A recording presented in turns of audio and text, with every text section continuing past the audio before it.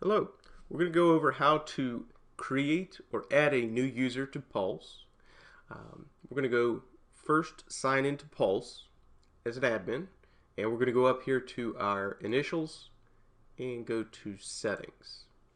This will get us to the back side of the system where we have access to the users here on the menu, and we're going to go up to the top and we're going to create. And in here, we're going to fill in the person's email address, their name, and their role. Now we have a lot of choices in here, so depending on what role you give, obviously it depends on the permissions and the function of that person. We're going to set this person up as a loan officer, but we do have other options in here. Executive, if they're going to be the same level as you who are setting them up. Loan officer, processor, underwriter, closer, all the basic loan functions. We do have a loan officer assistant role, which does not tie to anything in Point. So you will need to make the assignment for these people on the files through Pulse so that they are able to see their files. Same thing with the junior processor. That is a Pulse only role.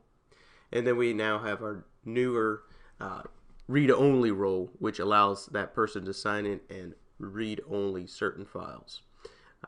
So depending on which role they need, you'll select that in here. We're going to choose loan officer for this.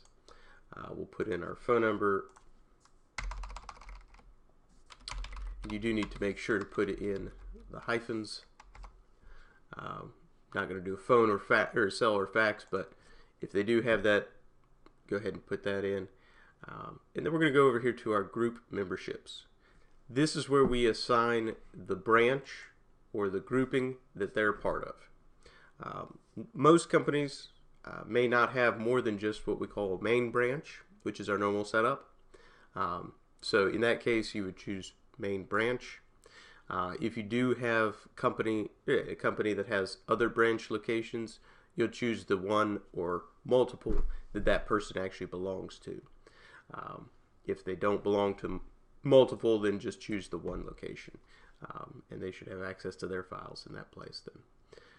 But we'll choose main branch, and we also have this loan rep mapping over here where we can associate different variants of people's names to a proper name or a normal full name that they might use on their files.